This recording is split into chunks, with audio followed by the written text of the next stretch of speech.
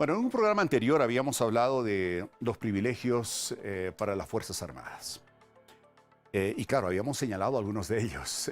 Algunos medios los han replicado, han argumentado todavía más, algunas investigaciones complementarias, señalando que son varios. O sea, no es solamente el 100% de la jubilación para las Fuerzas Armadas, no era solamente el subsidio en efectivo, el subsidio de lactancia en efectivo, que ahora ya no va a ser más, el gobierno ya ha tomado una decisión.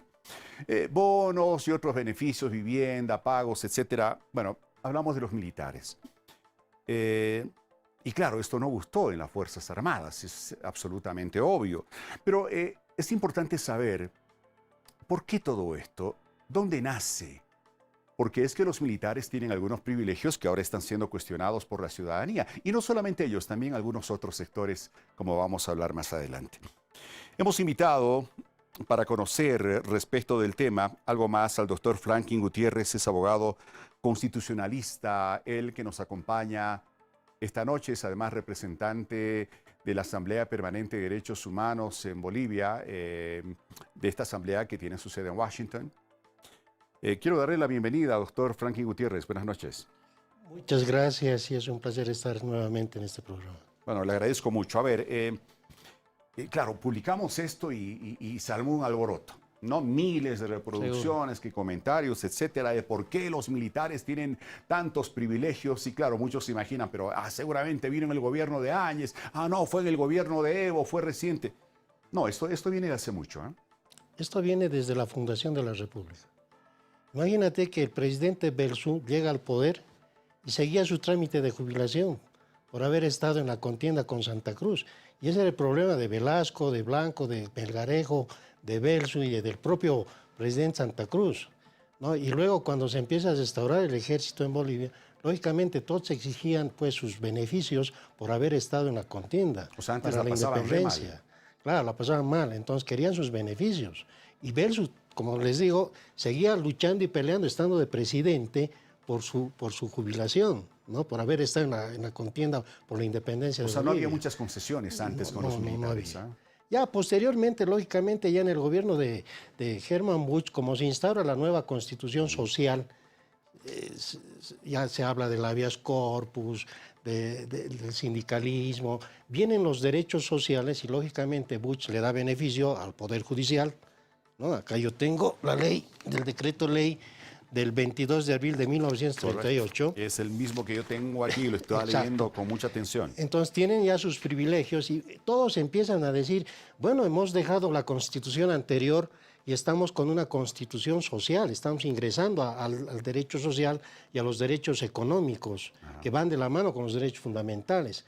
Entonces se dice, bueno, necesitamos una vida digna y necesitamos que la patria nos devuelva nuestro sacrificio y a través de una renta digna. Y lo digno nace precisamente con los derechos humanos, que es más antiguo que la fundación misma de Bolivia. Ajá. Los derechos humanos nacen con la Revolución Francesa peleando por la dignidad, ¿no es cierto? Y por la propiedad privada, lógicamente. Entonces, vean ustedes que estos derechos son innatos y se llaman derechos adquiridos. Y los militares son más beneficiados porque ya con Busch dicen, bueno, esta gente ha ido a la guerra del Chaco. Claro. Vino mutilada, no pudo entrar a la universidad, su familia se deshizo, vinieron, ya encontraron a sus familiares desparramados, vinieron sin brazos, sin pies, claro. Había que darles algún beneficio. Para poder claro, entonces, en ese momento era algo justo darles a los... En ese momento, cuando se desarrolló la guerra del Chaco y posterior a la guerra del Chaco, por cómo llegaron al país. Claro. O sea, estaban en guerra. Estaban en guerra. Y llegaron mal de la guerra. Había que compensarles. Claro. 20 años después llegamos al 52, viene la revolución del 52, vienen más derechos, la OIT se pronuncia a nivel mundial y dice, la renta y la dignidad van de la mano. Hay que dar los beneficios sociales, la seguridad social hay que incorporar en todas las constituciones.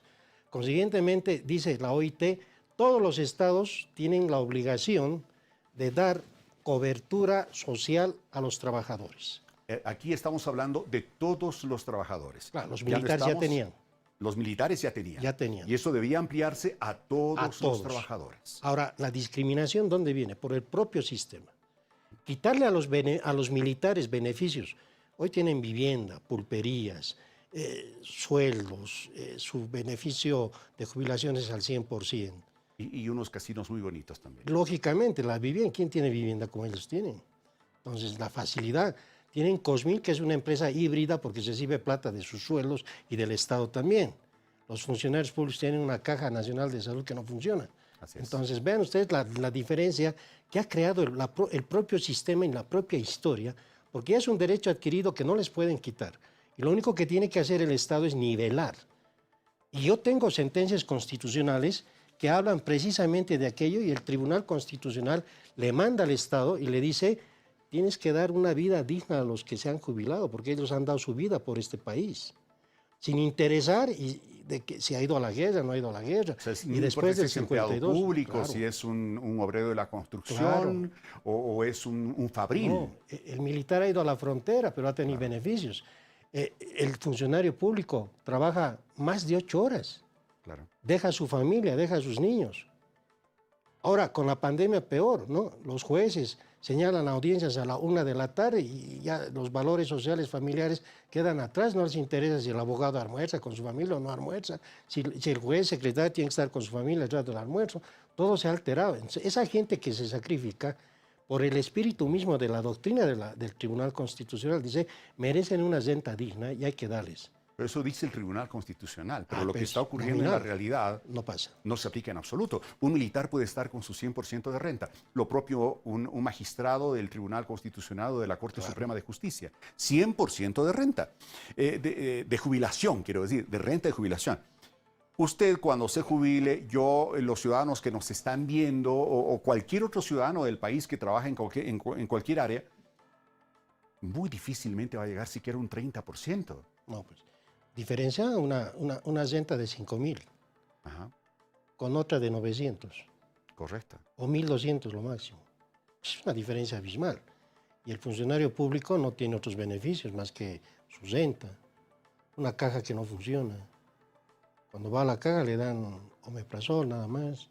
Correcto. Y nada más. O sea, el militar, pese a que Cosmil está tan mal, pero tiene pues pulpería, tiene renta, una buena renta, tiene vivienda, derecho al préstamo, claro. Tiene tantos beneficios. Lo tiene todo pagado. Tiene todo. No, y tiene el dinero suficiente que si Cosmil no le atiende bien, pues se va a una clínica privada y no lo va a sentir, porque sus bolsillos están cómodamente beneficiados con estos privilegios. Pero qué injusto, ¿no, doctor? Qué injusto. Claro. En un Estado constitucional, en un modelo de Estado social de derecho, esto no debería existir. Es por eso que nominalmente el Tribunal Constitucional dice hay que tratar a todos por igual. No manda a discriminar. Y lo que dice el Tribunal Constitucional es un mandamiento, ¿verdad? Es una sentencia que se tiene que cumplir. Claro. Pero no se cumple. Entonces, ¿qué nos queda? ¿Quién debe hacer cumplir esto? Control social. ¿Y por qué el social. gobierno no lo cumple? Control social. Lamentablemente tenemos una ley de control social que no funciona.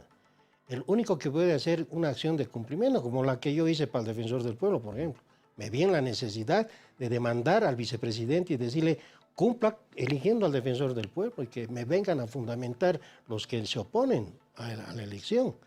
Entonces, lo mismo hay que hacer con el Estado, decirle, debes una renta digna al anciano, al que se jubila por más de 20 años trabajando en un ministerio, pues jubílelo bien, dele una renta digna, claro, no de 600 cuando se bolivianos. le pide esto al gobierno o a alguna autoridad de gobierno, bueno, no aquí, en cualquier parte del mundo, en realidad es la realidad.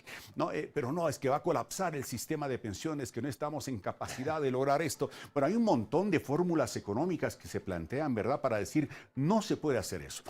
Pero si un tribunal constitucional está diciendo, señores del gobierno, respeten el derecho que tiene toda persona a no ser discriminado y de tener una renta digna, pues tendrá que encontrar una fórmula mágica o como fuera para hacerla cumplir. Es que la ley de pensiones piensa en números y estadísticas, no piensa en los derechos sociales y económicos.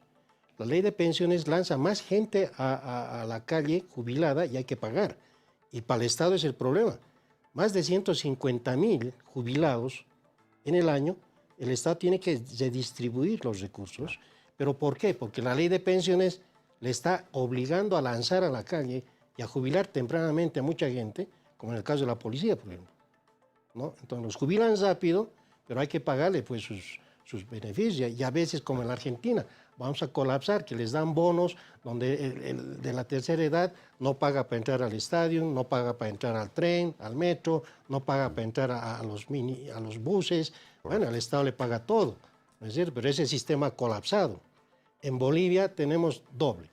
Colapsa el sistema económico, pero también colapsa el bolsillo de los jubilados, porque el jubilado, con una la sentencia constitucional dice vida digna, incluso que alcance para sus hijos, pero con 600 bolivianos, 900 bolivianos, 1.200 va a alcanzar para tu hijo, no va a alcanzar para nada. No, es un maltrato y es una evidente discriminación que no debería de haber. Bueno, seguramente no nos están viendo y analizarán el tema porque de esto seguramente va a haber también repercusiones y estaremos atentos. Y el militar en Bolivia, por si acaso, ajá, si bien hay una discriminación y un desequilibrio entre el militar que se jubila y el funcionario público, el militar boliviano es uno de los más pobres en cuanto a jubilación a nivel sudamericano.